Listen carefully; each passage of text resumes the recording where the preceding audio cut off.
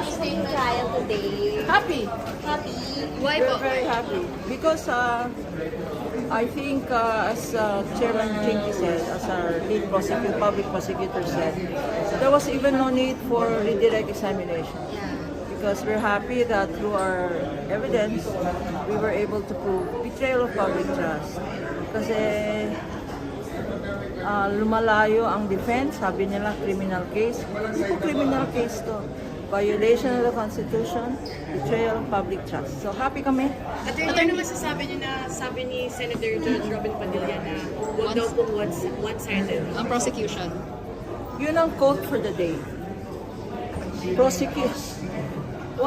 Prosecution should really be one-sided, di ba?